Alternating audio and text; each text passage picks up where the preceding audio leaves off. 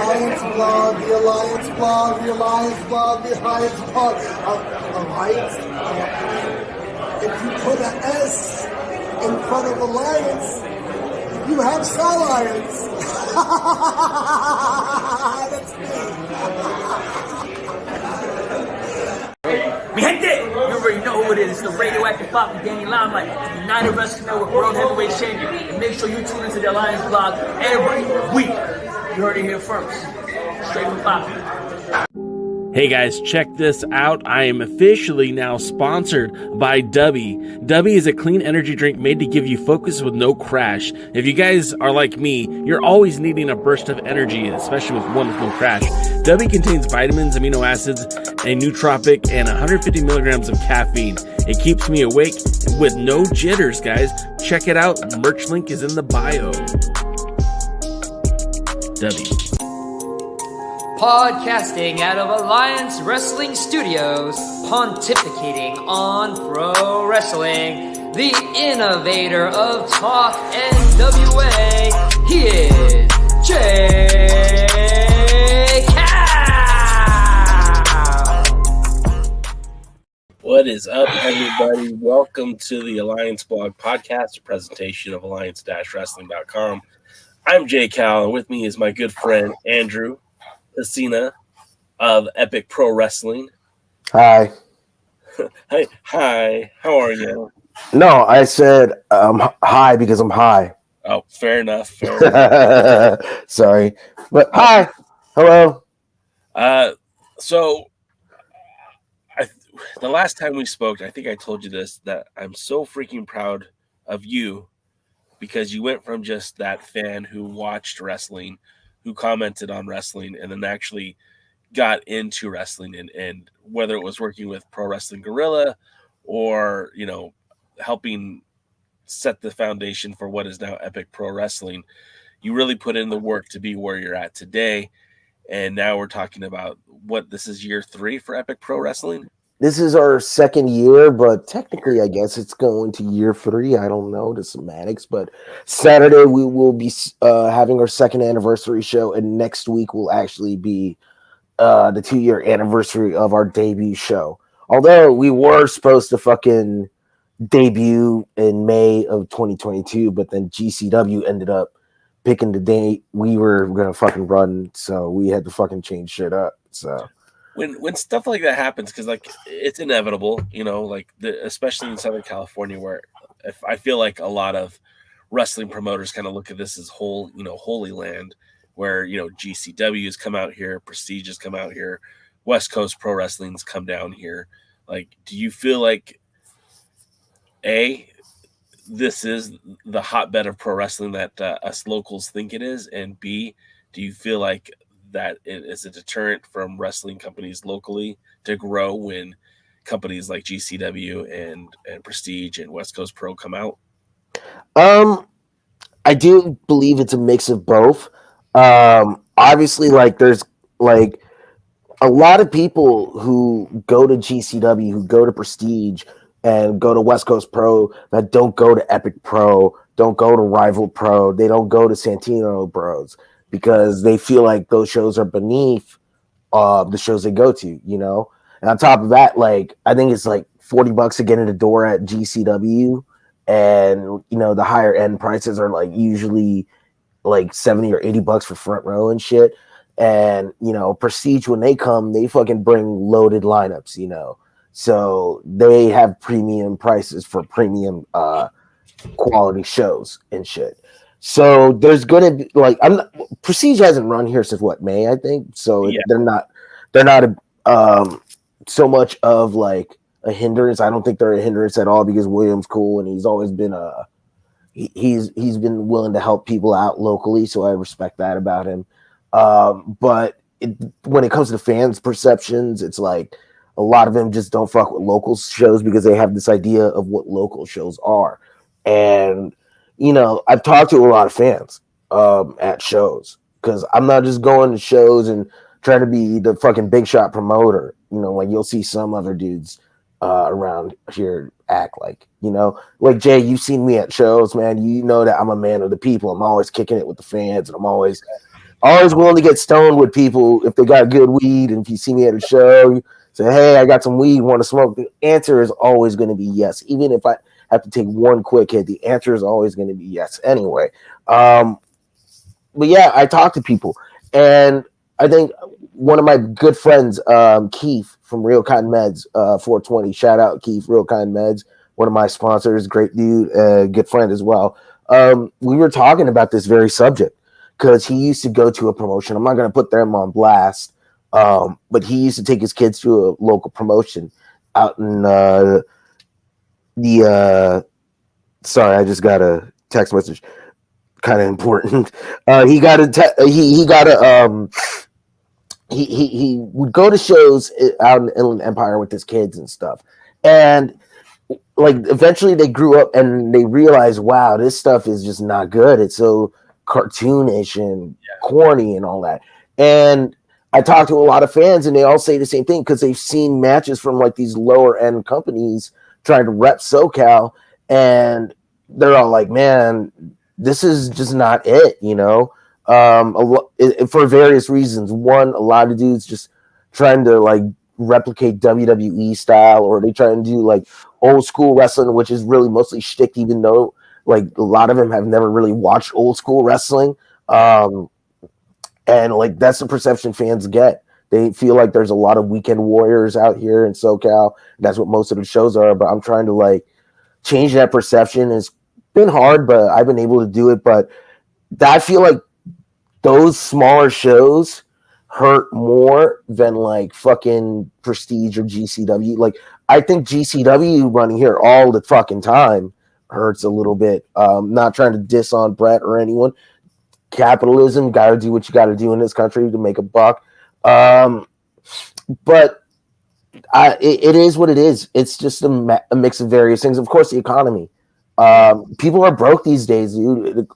Groceries cost a lot of money. Like I'm fucking broke myself running this shit, and it's like people have to make sacrifices. So that's another thing that has hurt the local scene. But I also think local promoters just not doing a good enough job at getting their shit out there hurts a lot, because the only other fucking promoter I see out there, like with their foot to the ground and all that, putting in miles and shit to get their word out there for their shows, is Frank from Hybrid Pro Wrestling.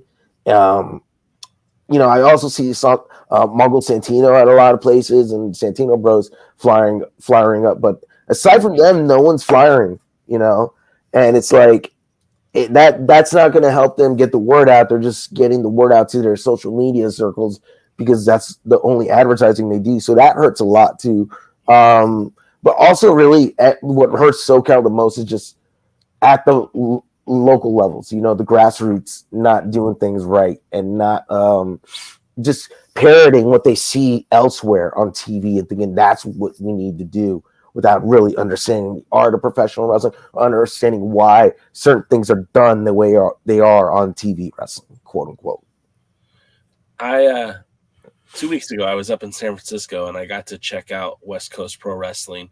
Now they've done a few events out here in Irvine in conjunction with the United Wrestling Network, but they're going to be bringing their whole thing down in like San Diego, and then they're going to do something with the Saucitos. I just saw that Suavecitos. Yeah, and Montclair. Holy shit! Yeah, so like that's not too far from me, so I might be checking that event out as well. But what do you feel about a promotion like that? I recently listened to an interview. I think his name is James, the owner. I think it was James. I could be wrong.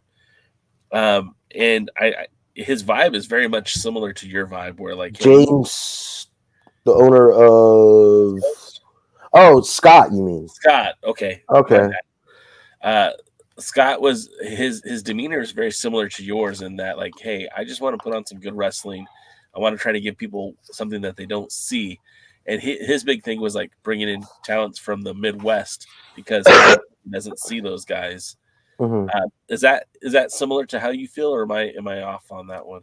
I don't know. My main mindset right now is just like, what would PWG do, and how would I get my product to be on the same level as PWG? No disrespect to Scott or West Coast Pro, because I am cool with Chris Hero. Shout out Chris Hero. Vinny Massaro, shout out to him too.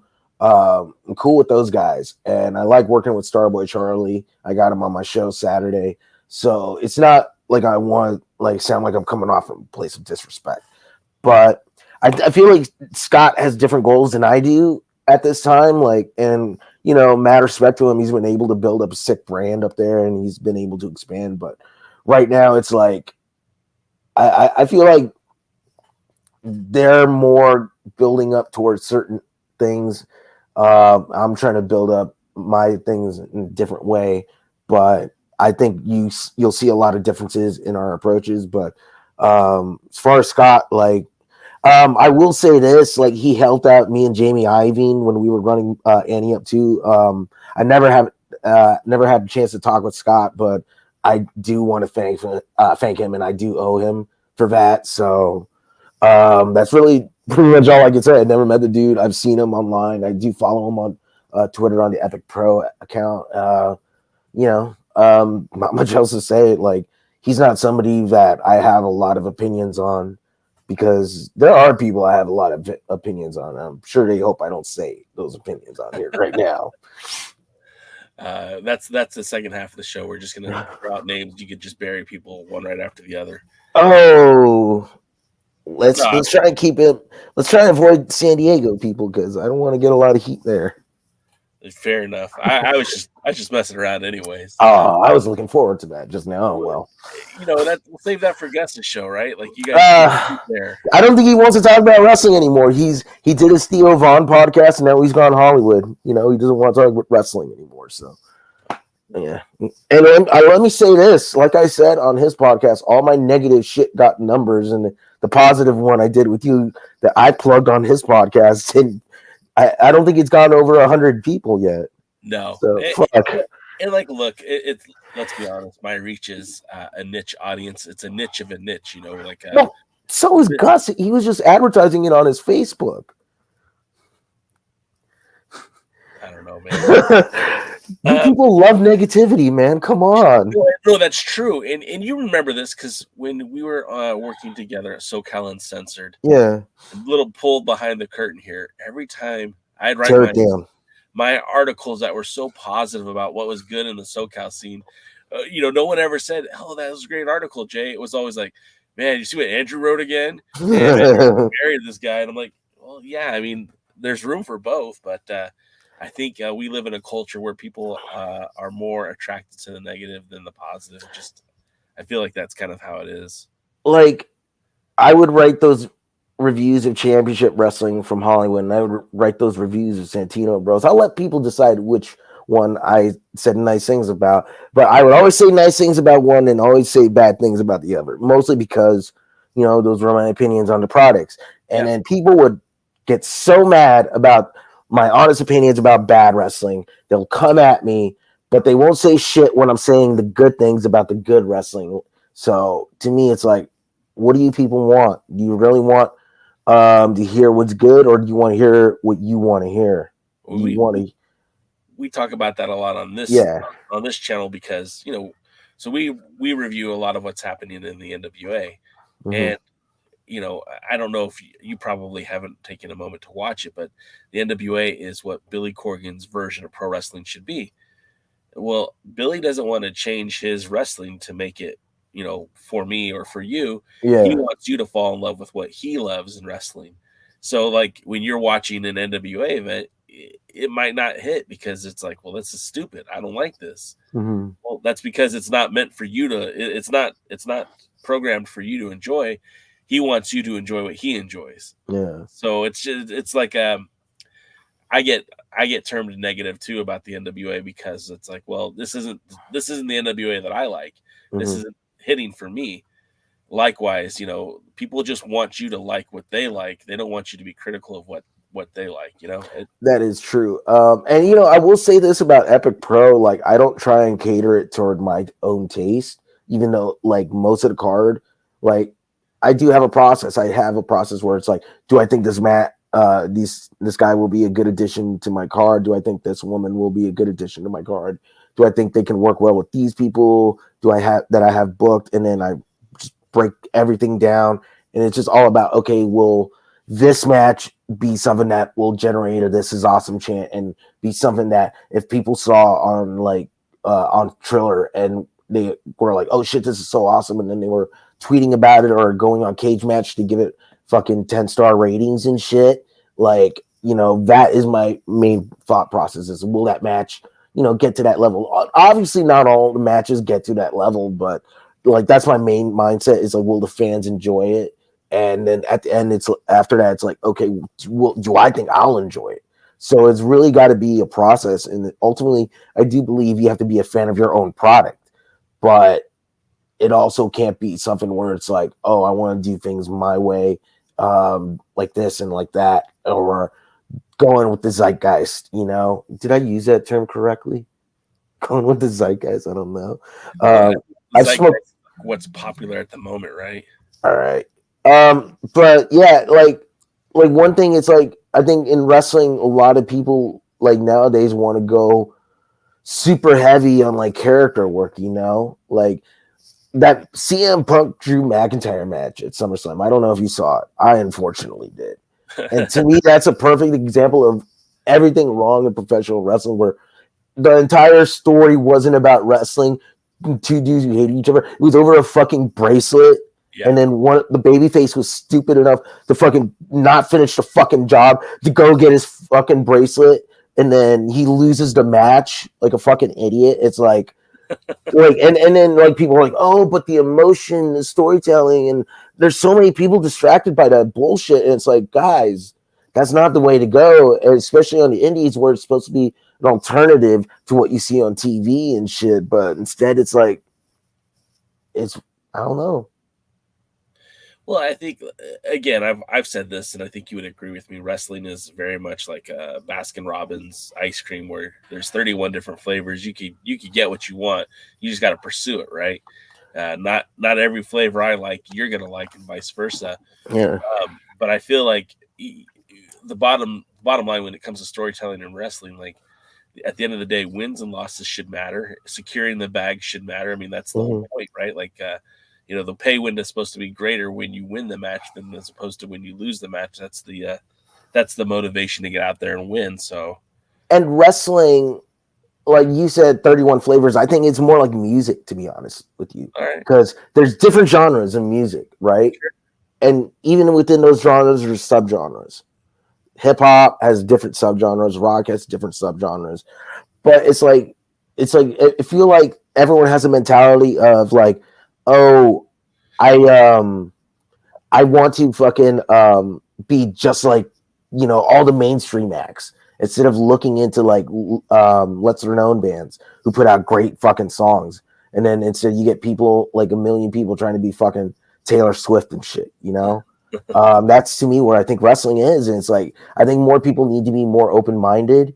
Like, YouTube is out there and there's so much great fucking wrestling out there people can watch, and just look at how there's so much different shit. Like, I'll even say, like, I like AEW, but even they've been getting like too into like WWE, modern WWE style shit, you know, and a lot of different aspects when it comes to like the in-ring presentation, their storyline presentations, their angles. But I still think AEW does it better than WWE, in my opinion. But that's a different discussion for a different time.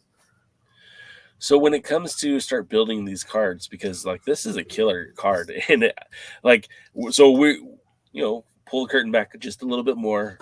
We are your media sponsor for this show, and I don't mind pulling back the curtain all the way. I don't mind breaking kayfabe at all. I don't like, because the fans, all the fans watching this deserve to know like a lot of shit. I'm not going to reveal everything, of course, but fans deserve to know like what's up. They deserve to know the truth, and I don't like to hide shit from them unless it's something that involves an aspect of the show that would make or break the show's people's enjoyment of the show, I should say.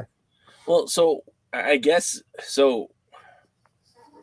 When I'm looking at these announcements and you're tagging us in them and we're sharing them on our social medias as well, like it's just, and I'm not trying to be like glib here, and I know that the term gets overused a lot, but it's like banger after banger after banger, because I look at up and down the card and I'm seeing matches that I haven't seen before, or matches that sound really good, like on paper. Like, I mean, of course, you got Josh Alexander, and he's taking on Royce Isaacs, and I just can't think of a match that I need more in my life than this one right here. And I'm like, holy shit! Like, first of all, Royce, I've been watching Royce since he made his debut in SoCal. And of course, he went to United Wrestling Network. He won some titles there, went back with the 1%, him and Jarrell. They've been teaming and the Filthy family with New Japan Strong, all that stuff.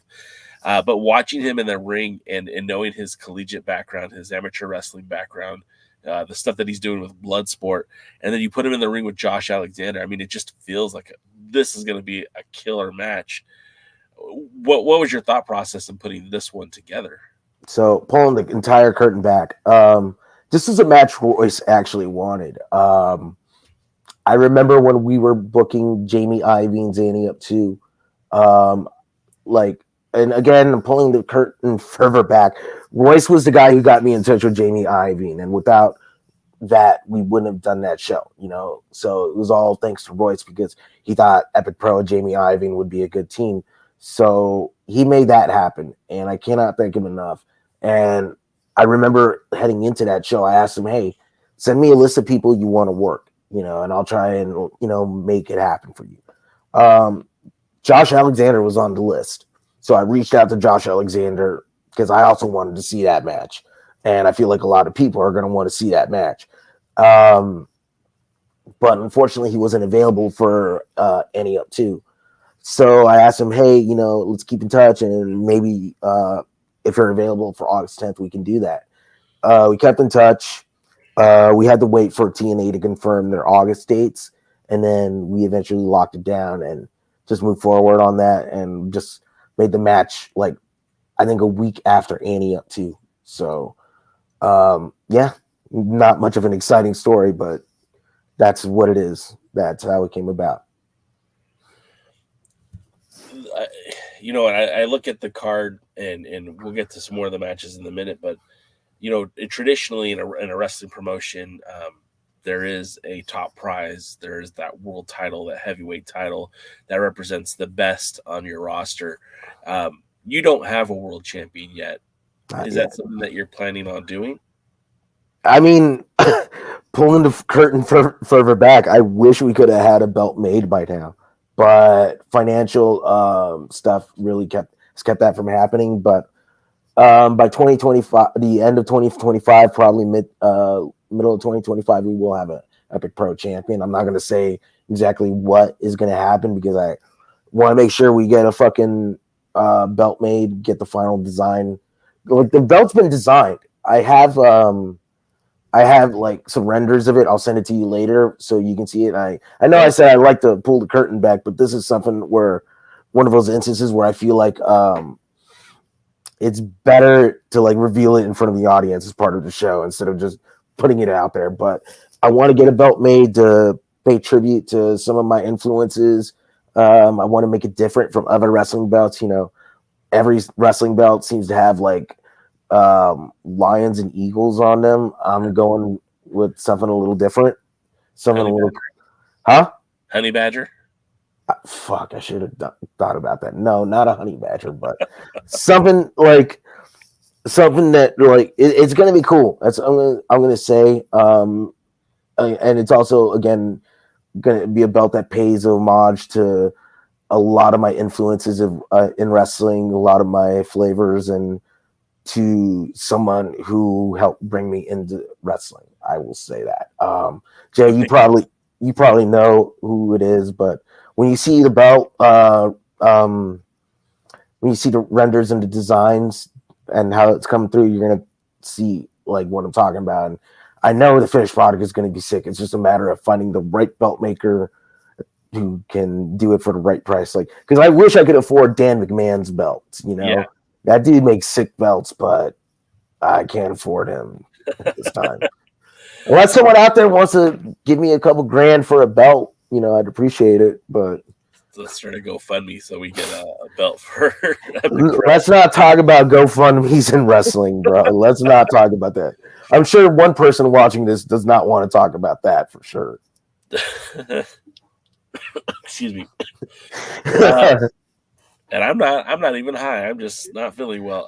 I am very high. I know it's like 3:30 in the afternoon, but I didn't have work, and I woke up at like 5 a.m. today, so I earned it. Fair enough. So getting Josh Alexander was mostly coming down to just getting those dates locked up with TNA Wrestling. What about like a guy like Santana and having him show up in a match with Bad Dude Tito? How did that come about?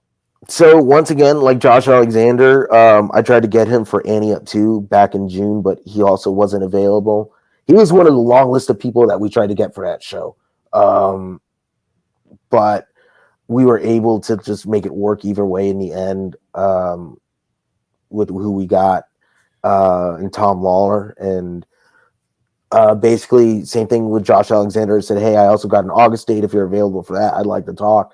And then it was just a matter of waiting on TNA to finalize their dates for August because they are TNA contracted talents, I believe. So it was just a matter of waiting on them, which I didn't mind. It was just, I feel like some people would be super impatient, but I also had like Annie Up 2 to deal with, along with trying to put the show together and shit. So it was, I don't know if I would say like a hindrance or a distraction, but it was on my mind a little bit. But at the same time, it also was just something where it's like, I can be a really patient guy, so I was just chill about it and I just waited and shit came through. Patience is a virtue, man. So it seems like, and this opens up another can of worms. We should start talking about the wrestlers that were on this dream list, with Josh Alexander being available, but he is contracted to TNA Wrestling, and then Mike Santana, but also he's got to deal with TNA Wrestling. TNA Wrestling is in such a world of flux right now because they're still one of the bigger known wrestling promotions in the United States. Mm-hmm. They're on a TV network with small market penetration, but a lot of their stars are getting opportunities with the WWE and NXT. We're seeing a lot more crossover between two separate brands that are not owned by the same company. How do you feel about that? And do you think that makes a difference in wrestling? Do you think that it helps grow brands, or do you think this is ultimately just a vanity project for like the WWE? I think it is a vanity project for the WWE because when you look at what they've done historically, it's like, what have they really done to help out other promotions in the past? And now it's like what we're seeing now is sort of like the same thing. I think, like they're having their guys go out there, like aside from like a couple NXT people at Bloodsport, like they're going out there and they're going over a lot of promoters' top talents, and I don't think that's going to be helpful or beneficial to anybody. I don't know what TNA's numbers are, but I'm assuming they're probably not seeing much of a gain from their involvement with NXT because I never see any news about their ratings. I never heard, they got a ratings bump. I know they had a sellout show in Montreal, which is really fucking cool of them. But at the same time, it's like, is WWE really, benefiting them outside of like ticket sales for a show that will feature NXT talent, I feel like there's ways like interpromotional working relationships can go. I then benefit both like parties. I haven't seen it done yet in wrestling, but I don't see it happening in WWE or NXT as of right now. Like I know mixing up the Rascals, together because they're like longtime stablemates and shit, and they're both on these brands that are now working together. I know that's like a little different, and that's kind of cool. But aside from that, it just feels like TNA is going to be overshadowed. Like the Roxanne Perez Jordan Grace match to me is an example. Like, if there was ever like I'm sure they have plans for Roxanne Perez, but if there was ever a time to do something shocking and different and to prove like, yeah, we're really serious about how we change, they would have put the belt on Jordan Grace, you know. And you know, when AEW had their crossover with TNA, like Kenny Omega was a TNA champion and he was representing TNA in AEW and on their main shows, and then Christian Cage won the TNA belt, and then I forgot who he dropped it to, but he dropped it to a TNA guy, you know. Like, it helped boost TNA a little bit at the time.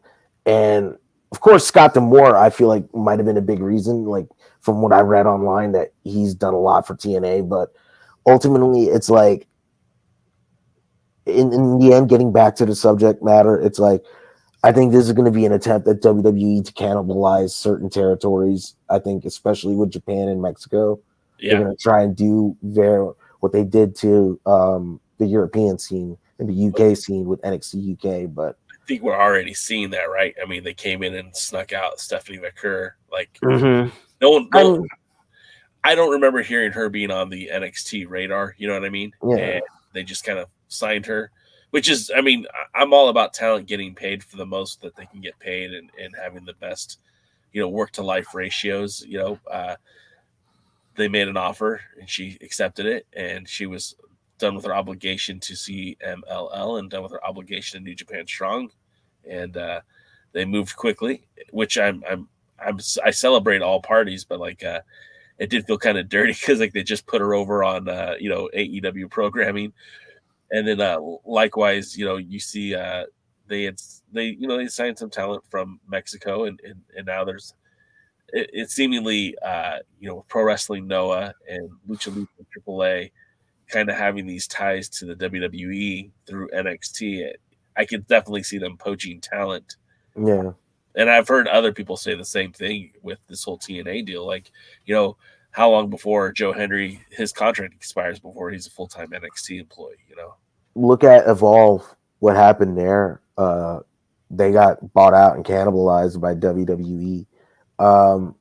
Like, in that, I feel like that's WWE's main goal, you know. And again, we live in a world of capitalism where, you know, it's all about making more money, and the WWE's only interest is making more money for their shareholders. Because you got to remember, WWE's a corporate entity. They're a publicly traded company.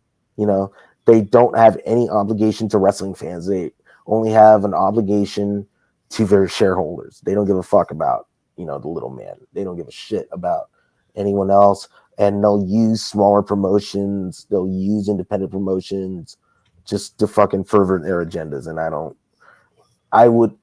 I'll say this. If somebody came up to me and said, hey, this WWE superstar who has a really good reputation, is a well-known guy, well-known person, they want to work your show, blah, blah, blah, and they'll do it for free. It's like, I'll talk to him. I'll hear him out. But it's like, at the same time, it's like, I never, you know, do something with WWE. And I feel like a lot of these promotions who are using WWE to try and boost their business they don't recognize what's going on, or they do recognize it and they're just trying to like find a way to angle themselves into WWE in like an office position. So either way, I don't think it's good for the industry. Like, I mean, I could go deeper in that, but it would just turn into a political thing. Well, one more question about it, and then we'll move on. But like, you were there in Pro Wrestling Guerrilla when William Regal showed up and was scouting talent. I wasn't. Oh, you were not there? No, that was after my time. Okay.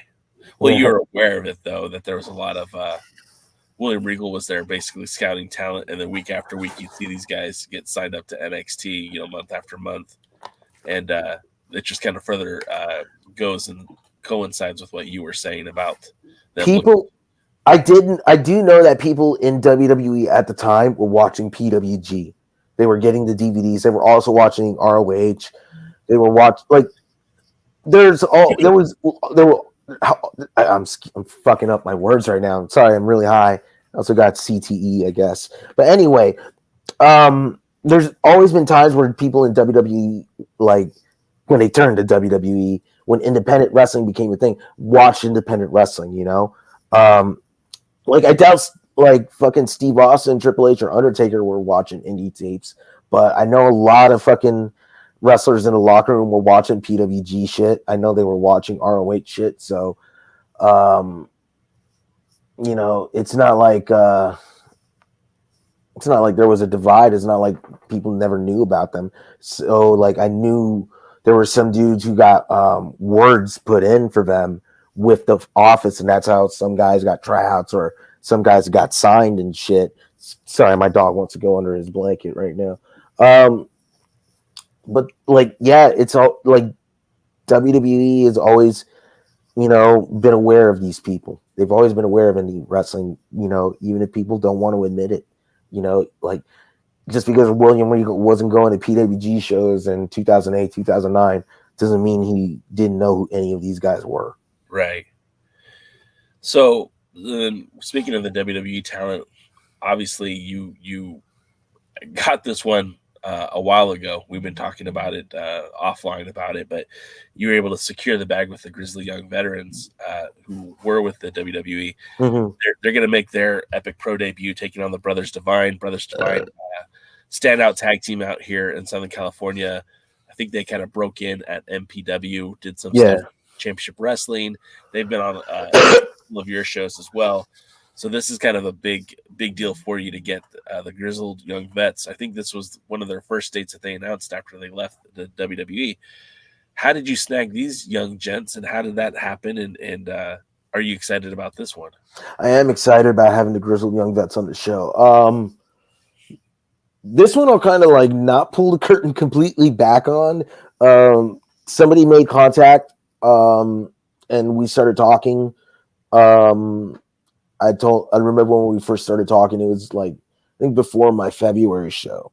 I said, hey, once I get something lined up, I'll let you know. And then I think back in March, we talked about the August date, and then we quickly confirmed on that. So again, nothing really interesting, just a series of DMs and emails that wound up getting these guys who are internationally known on our show. And I think it's going to be cool to be able to have people who have never seen Epic Pro before, like, but are familiar with the Grizzled Young Vets, tune in on Triller TV the week after, I should say, and, you know, checking out our show because, you know, they know who the Grizzled Young Vets are. They know who Santana is. They know who Josh Alexander is, and they know some of the other talents. So, like, just being able to have them in our promotion, I think is going to be really helpful with our streaming numbers. And I know there's like a lot of people who are excited about seeing them because they had never seen them before. I think this is like their first appearance on a SoCal indie show. Yeah. So that's something. I know they did an NXT show in what fucking WrestleMania week, I think, when they were in LA. I think they were part of that. So aside from that, they've never been in LA. So this is a treat for people, you know, come check them out. You know, you're probably, who knows when you'll see them again? Who knows if any other promotion will book them?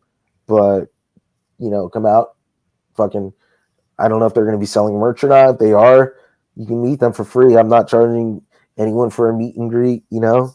So buy a shirt and get a photo taken with them, of course. Fuck yeah. Or maybe they'll just take a picture with you if you can catch them at the right time. So yeah. Don't got to stand in line to spend $50 to take pictures. Like, I'm not going to say what show I saw recently that did that, but I was at a show recently and they had guess it, you can consider them famous, right? And they just had a private meet and greet with that person, and they were charging like $50 to just meet them in a room and shit. And I thought to myself, that's just ridiculous, because it's like, if you're doing that with somebody, they have to be somebody that's like worth it, you know? Yeah. Like, I used this analogy before. Like, if you're gonna be doing that kind of shit, it should be with someone like fucking Jushin Thunder Liger, someone that no one's gonna ever get a chance to meet again. It's someone who, like, their time is actually very valuable and shit. And because if they're not, like, you know, if they're doing that, they're probably missing out on something else monetarily. So that's the way I always saw it, you know. And it's like, again, someone like Jushin Liger, someone like fucking Ultimo Dragon, I can understand. A big name AEW star, I can understand. But just some middle of the road talent, like maybe has a catchphrase, charging $50. Like, what are you guys doing? You guys are like a lot like Prestige. I think I don't know if they did it with Shelton Benjamin, but if they did it with Shelton Benjamin, yeah, that's the right time to do it because it's Shelton Benjamin. You don't know when you're gonna fucking meet him. But if you're just another promoter and you got like this dude that I can just see on another show in about a month or two, you're making me pay $50 to meet him. Fuck out of here. So you don't get that at Epic Pro. You know, I recently, we were talking about you using talent that are contracted with TNA Wrestling. I recently heard that Scorpio Sky, who's still under contract with AEW, is taking independent bookings. Would you work with somebody like Scorpio Sky or somebody from AEW that is available to work independent dates? Yo, Sky, do you have my number still?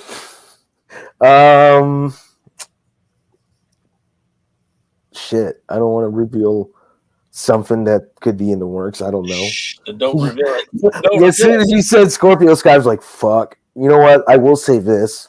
There has been an interest in Scorpio Sky even before like the last few months where people were saying he's available. Yeah. Hopefully soon. I mean, I want to work with Sky. I'll pull the curtain back on a little bit on this aspect. Sky was one of the first dudes I knew in wrestling. When he was coming up in Rev Pro in the early days of PWG, you know, I remember he emailed me on my 16th birthday, wishing me a happy birthday, and always one of the coolest dudes to talk to. And we've always been tight and shit. Even though like we don't like they're like it's like a typical dude friendship where it's like you don't see someone for a couple years and you see him like dap him up like as if you saw him yesterday and shit. Like I would love to work with Sky, you know, and I just hope like our mutual connections can put us in touch very soon. I'll say that. As far as AEW talent, I do want to work with AEW talent, but with Collision being on Saturdays and I think pay-per-views returning to Saturdays during the NFL season, that could make it a little harder to do. And I don't know if I've told you this, but I've said this off the record, but like unless it's like a very good reason, I never want to do a Sunday show again, because I don't like doing shit on Sundays. You know, and the only reason why we did Annie Up 2 on a Sunday was because the availability of Don Quixote, and I also like I don't want to run against the NFL season later on in the year, so that's another big thing. And all the big NBA games are usually Sundays too, so I don't feel like Sundays are a safe day to run for wrestling. The only AEW figures I ever bought were Scorpio Sky. Oh shit! And Samoa Joe. You gotta get that. Anytime you put one of those guys on your show, you know I'll be there. Dude, I wish I could afford Joe. I imagine he probably costs like a fucking down payment on a house and shit. Yeah, I mean, I know at one point when he was a free agent, I know that a wrestling promoter locally was trying to get him locked up for a couple of dates and just couldn't make it happen. But that's the guy who those are my two favorites in SoCal. And you know, like you, I grew up watching both of them out here. I mean, I say grew up, I was already an old ass man by then. You were older than Sky, weren't you? Yeah, I think Joe and I think I might be older than Joe too. Oh fuck! But I'm younger than Punk, so I'll take that one. Yeah. The way you said that. I mean, it's funny. Like, it's so weird to think about the way he acts as a middle-aged man. Like, what is he, 45, and he's still acting like a fucking edgy 20-something-year-old? Like, get the fuck over yourself, bro. So we talked about a couple of the matches, and I said banger after banger after banger, and I mean that because, like, this one I think is an incredible matchup, and I think more people will be excited after they see it. But Jordan Cruz and Shane Haste, man. Again, Shane Haste is another guy who, you allowed him to speak to us at the show last time.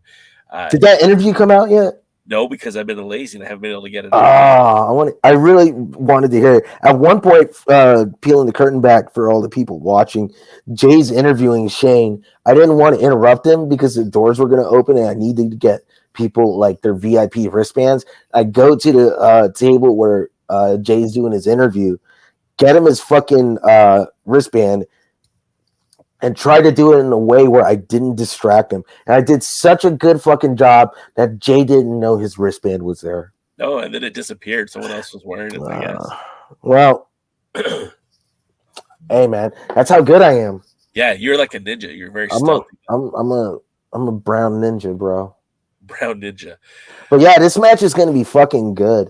It was originally supposed to be Kevin Blackwood versus Shane Haste, but things couldn't work with Blackwood, unfortunately, but you know, he will be back. He owes me. I'm just kidding, Kevin.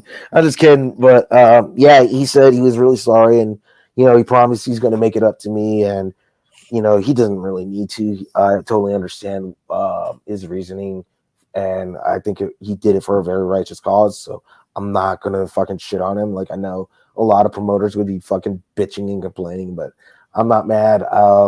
Because, you know, Kev's a good guy. He's going to come back. But I also know that, like, you know, even with the card I had, like, if someone dropped out, I can easily switch it up and still have a really fucking sick card. And as you saw, like, I was able to slide Jordan into Shane's spot. And I think that's going to be a really fun match.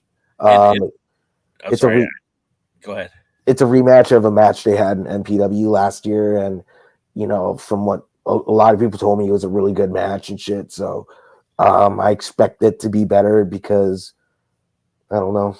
I feel like they'll be able to build off that. And they sorry, I'm really fucking high.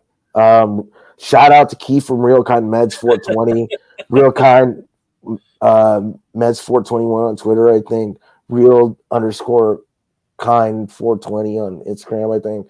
I don't know. Just go on the Epic Pro page and I'll plug it eventually. Anyway, that's how high I am. I just fucking started plugging my buddy. Anyway, this match is gonna be good. I think, like, I only did that so I can come up with what I'm about to say. They built some chemistry off that match in MPW, so I feel like, you know, now that they have that chemistry, they'll probably be able to produce a better match. So yeah, that's what I was trying to say, I think.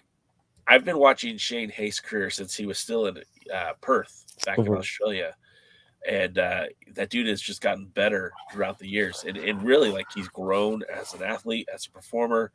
And Jordan Cruz is a guy who, again, my first experiences with Jordan Cruz was in Championship Wrestling. And he was always being groomed to be the next top guy, the next big guy. And he's great, man. Both of these guys are fantastic. And I really believe that this match is going to just blow the freaking door down.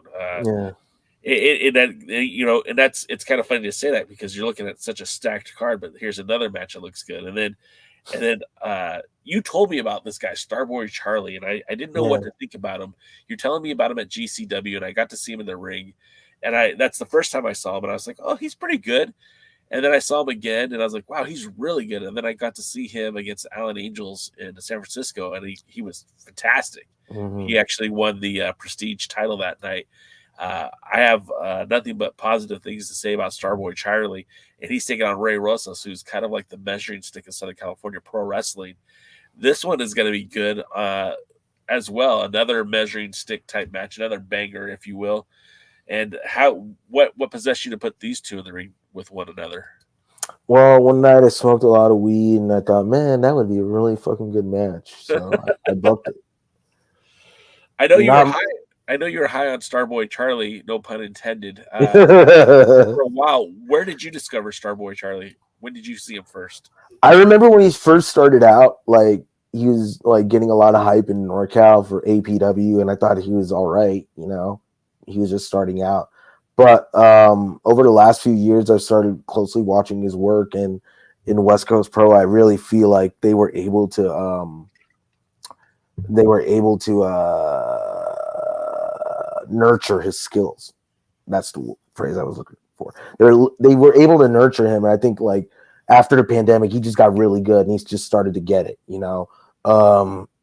And he just somebody that every time I see, I'm always like amazed by. And I feel like he's a guy that if SoCal promoters were fucking smart, they would be booking him more often, because, he's really good, really respectful, and a great talent, just a great person to have in the locker room. And I'm really glad I was able to get him for this show. I wanted to get him for Annie Up too as well, but he ended up going to Japan for a while. So, this kid is so fucking good, man. In like 5 years and shit, like watch. If he's not in AEW as a top star, wrestling is fucking up. Wrestling is fucking up. He's a guy that I'm sure you played No Mercy on the Nintendo 64, right? Mm-hmm. When you start putting together the wrestler, like you put all the cool moves on him, and you're like, yeah, this guy's gonna kick ass. That's what Starboy Charlie is to me. He's like the ultimate creator wrestler. Yeah. And when you watch what he can do in the ring, and it's like, yes, he's not a huge guy, but he is able to move his body in such a way. It's like, wow, how you're like defying the laws of like physics and gravity and everything else. He's such a fun dude to watch, and I get shitted on sometimes because I admit that I love the flippy dippy. I love the flips, dives. I love that shit. It's fun to me, and he does it in a way that makes it believable and interesting and fun to watch. So, fun fact about Charlie. Sorry to cut you off, but no, you're good. He's trained in boxing, and he comes from a family of boxers. Wow. Yeah, and that, like, I talked to him about that, and he said, he liked boxing, but he always loved wrestling more because it allowed him to show off his athleticism and, lets him express himself. So, like, Charlie just seems like a really down-to-earth kid. And, I think he's like 21, 22. Wow. And, like, when I was that age, he knew me when I was that age. I was a shithead. I was a shithead, dude. I was a shithead. I was a dropout. I was a fucking slacker, but this kid is everything that I think so many of us wish we could have been when we were 21, 22. He's got the world ahead of him, and like his family came to the show he was at here in Epic Pro back in February, and he's got a really great family around him. That's something like a lot of people just don't have in this world, not just wrestling but in general. And I think he's lucky to have all that. And, I don't believe in God or anything like that, but someone's looking after that kid. And I think they're guiding him in the right direction, so to say. So he's going to fucking do great things, I think. The next one is kind of a throwback for you and I. You mentioned Rev Pro, and that's where I saw Zokra the first time was in Rev Pro. And Los Luchas, the former NWA World Tag Team Champions, they had so many fun matches working for Dave Marquez, had fun matches working with Rev Pro, Pro Wrestling Guerrilla, and I don't think they ever really get their the accolades that they should get, the flowers, if you will. But you have a returning Zokra taking on Cameron Gates, again, better each day, numero dos. Tell me about this one. How did you put this matchup together? So Zokra was supposed to face Jordan Cruz. Yeah. And then when Kevin Blackwood dropped out, I had to rearrange the card. And Cam Gates I had slated as an alternate. Funny fact, I was at the LA Rumble a couple weeks ago at the Bill Greene Sports Complex in Cudahy, where Better Each Day 2 will be. And I filmed promos with Zokra and Jordan Cruz, as well as a few other people. And I remember I had Cam lined up as an alternate before that, and I told him, hey man, like I said, someone drops out, I'm sliding you in on the card if you're going to be available. Thankfully he was still available, and when Kevin Blackwood dropped out, I was able to arrange the card to make it happen and slide Cam in there. It was just a matter of like just plugging them into a match, so no real thought process behind it. But I know the match is still going to be fucking good. Zokra is, excuse me, he's one of those dudes that I was watching since I was a kid that I got to work with, which is really fucking cool. And he's still really fucking talented. Excuse me. I've been burping a lot. Anyway, yeah, Zokra is a guy I've been watching for decades, since I was a fucking kid. It's so weird to say that, man. Holy shit. And I feel like, he's still got a lot left in him. I think he could really make a solid run if a bigger promotion gave him a chance.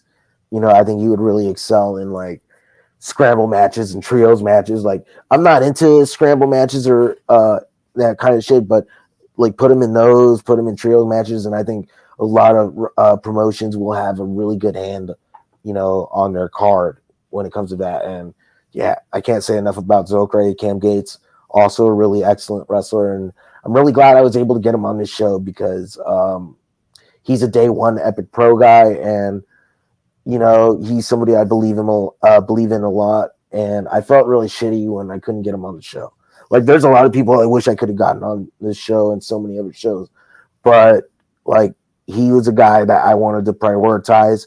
Him and Darwin Finch are guys, like if I need alternates, they're going to be the ones I call first because I like them a lot and all that shit. But I think this match is going to be sick, even though there's no story behind it. I guess the story is two guys want to win and get more money that night from the winner's purse. So there's your fucking story, people. Look, I'm sorry there's no bracelets involved. I'm sorry there's no groups of fucking cousins running in to beat someone up, This match is fucking sick, dude. So, can I just tell you what I think about the Krusty Crew real quick? Go ahead. Lay So, on me. You brought in Lucas Riley to take on one of my favorites, Danny Limelight, at the first show that I went to. Quick correction. It was supposed to be Bad Dude Tito, but Bad Dude Tito and Che had to pull out because AEW needed them for dark tapings. From what I was told, they didn't even end up being used that weekend. So anyway, yeah, sorry to correct you, but Danny Limelight was he was a substitute for Tito, I should say. Well, I thought they had a pretty banger of a match then too, and I've liked Lucas Riley for a long time, and I guess he's been around a lot longer than I could realize. Yeah. I don't know when or who decided to put him and Dom Kubrick together, but it just works. It works very, very well. And in Southern California, where we've had over the years tag teams that just kind of work, right? Like Zokra and Phoenix Star, or or guys like Scorpio Sky and Quicksilver. There you go. Scott Loss and Chris Bosch. Yeah, you can list a whole bunch of names and for whatever, like the Young Bucks. I would even put them on that list too. The Cutlers, sure. The Rock Nest Monsters. I know you're not a huge fan of Yuma, but I good tag team. SoCal had a lot of really good tag teams, and I think when PWG was around, they really helped elevate that and really help put the mindset into people that tag team wrestling matters. Like that time in independent wrestling, like the 2000s, was such a fucking renaissance for tag team wrestling on the independent wrestling scene. ROH was booking like great matches with like Austin Aries and Roderick Strong, the Briscoes, fucking who else? Jimmy Jacobs and BJ Whitmer. They had the Havana Pitbulls at one time. Like, they were just putting on great tag team matches, and even tag team matches where the wrestlers weren't regular tag team partners. They were just able to put on really good fucking tag team matches. PWG was doing it as well. IWA Mid-South as well. The tag team tournament they had in 2004 with like Tracy Smothers and Chris Hamrick going to the finals and facing Homicide and some other guy I won't mention. That's an example of a great tag team tournament. The old PWG DDT4 tag team tournaments, and but Epic Pro, like, tag team wrestling is something I really want to bring back and help strengthen. Like, I wish every show could be like half singles matches, half tag team matches, but cost wise, and just trying to get the established tag teams on shows when like they're available is pretty tough, but with this match, this was something I wanted to do back in February. not February, but I talked about it back in February with Vandergriff and Damian Drake. I remember like after their match they had with Doomfly, I should say. We went out. I talked to them. Great match, blah blah blah, guys. And I was like, I'm thinking about putting you guys and the Crusty Crew in a match together sometime. And Vandergriff and Damian Drake were super into it, and they really wanted to do it. And eventually, we made it work for August. So, yeah, I feel like it's going to be a really fun match. I think it's going to be an example of like what really fun tag team wrestling should be. And I think like if you're in the SoCal wrestling scene as a wrestler, you know what? Buy a ticket to the show or watch it on Triller and study it. Because I ain't comping people. I'm not comping work. If you're a worker and you show up to my show expecting comp, fuck, I'm not letting you in, bro. If you try and stay, you're going to have to fight me, and that's not going to be good for you. I know how to fight. I really do. I know you do. I haven't seen you fight, right? But I saw the videos. I saw pictures. I saw enough. August 10th at the Bill Greene Sports Complex at 4-8. We're missing one match. We haven't talked about Eli versus Chris Nasty. Oh shit! You know what? And that for whatever reason that didn't get on my thing. Yeah. So as the card was coming together and the last matches were being put together, here's the story I saw. You know, I forgot who the last four were, but I know Chris Nasty and Eli were two of the last four. I thought, you know what? I think they're gonna have a fucking sick match, so I'm gonna put them in that match. So they've had like a lot of matches together. They were involved in that trios match at Annie Up 2 on opposite ends. So I'm not saying it's gonna play a factor into this match. We don't. Fuck that storytelling shit, man. Fuck it. No, I don't care. But anyway, this is gonna be a sick match. I told them, hey, you guys do what you gotta do in that fucking ring. Go sick. You know, no restrictions. I'm letting them do whatever the fuck they want. And, you know, if people hate it, talk about people in the locker room, they hate it because they do too much early in the show.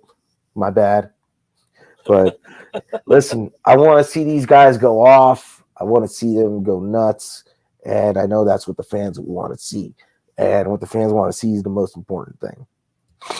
Chris Nasty's a guy who I feel like is about to blow up. Like I feel like he's going to be everywhere really, really soon. He recently made his debut at the Auditorium de Tijuana for the Crash. I know he was being used quite a bit with Mass Republic. He's worked a couple of your shows, I think. He's everywhere.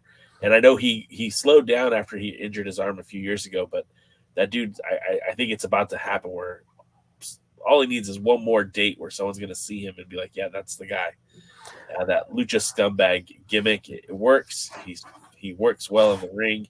He's got a face you just hate by looking at him. You want to punch him in the nose.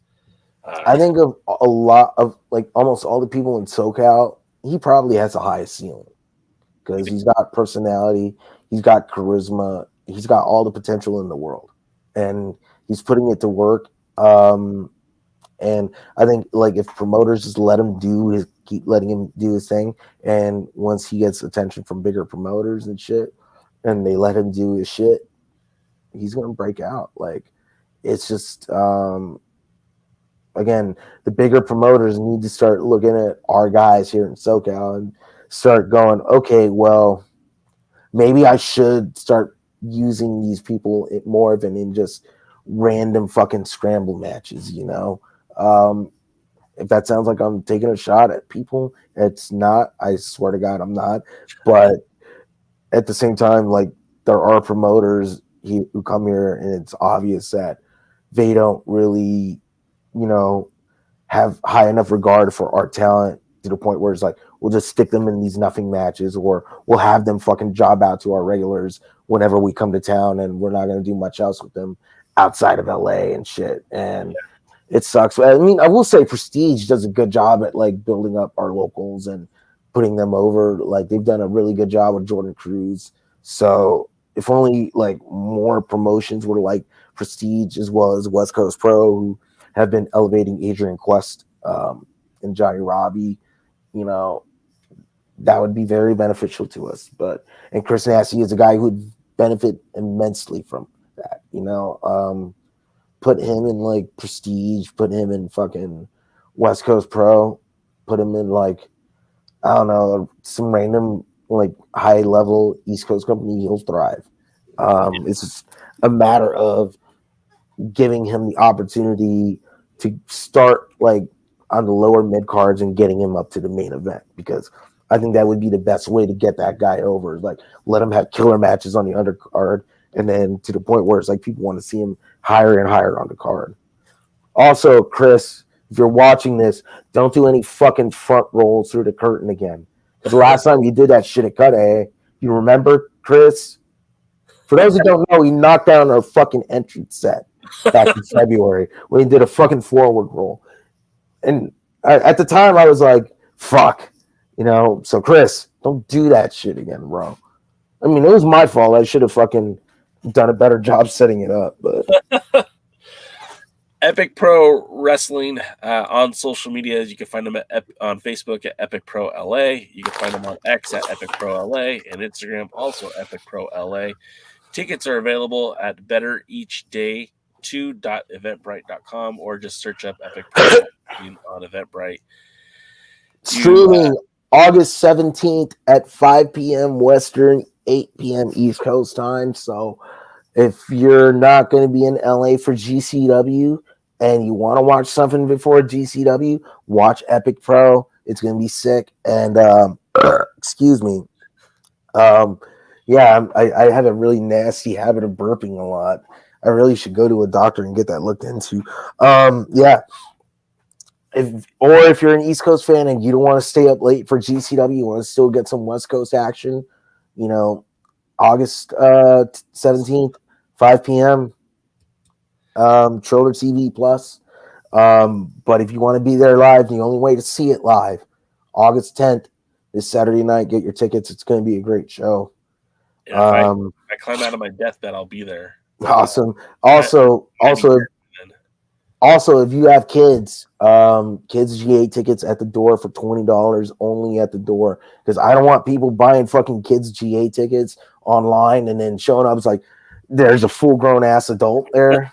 So come on, and don't take advantage of something for the kids, man. Come on. Yeah, if you have kids, bring them out, let them meet the wrestlers and shit. And I will say this, as colorful as language as Andy has here, his shows are very professional, very respectful. You're not going to hear, mother F this, mother F that. Everyone there is really professional and good, and you can bring your kids there without worrying about it. Andy. I never jump on the mic, so as J. Cal said, you don't have to worry about that. I am not one of those promoters. Let me say this. I'm proud. The one thing I'm proud of is, like, I've been able to keep myself behind the camera. Like, the only time I've ever really been anything in Epic Pro was doing commentary, but I don't want to make myself a character. I just did it because I'm broke and I'm trying to run a promotion and focus all my budget on talent and shit, so I had to do what I had to do at times.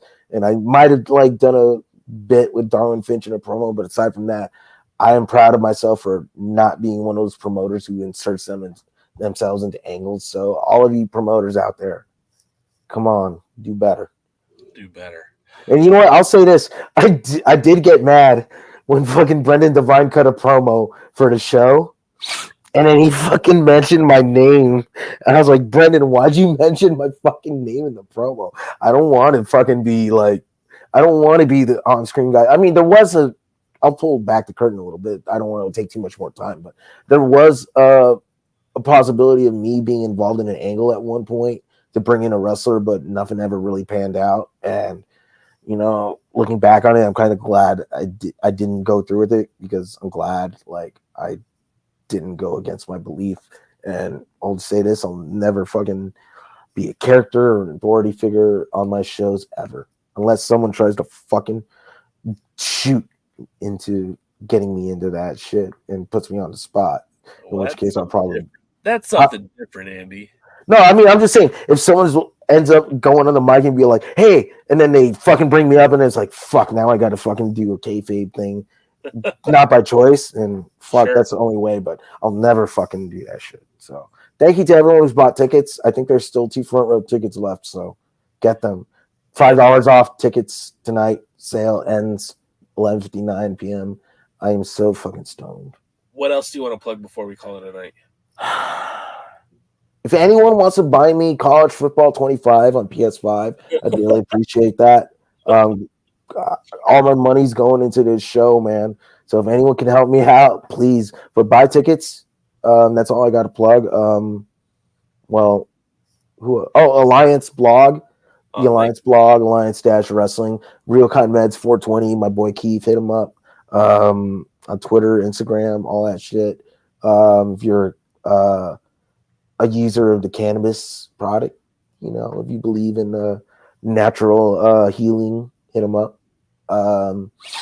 Shout out to Triller TV as well. Shout out to SoCal Uncensored and shit. Shout out Santino Bros. Shout out to Medical Science. Hopefully you can get J Cal better because he looks like he's about to die. Oh yeah, man. I'm gonna after this. I'm going back to bed, dude. All right, so wrapping this up. I don't want J Cal to be on here too much. So thank you everyone for tuning in. I'm Andrew. That's J Cal. He's the host, but I'm throwing it out. I'm ending it because he's sick. So bye.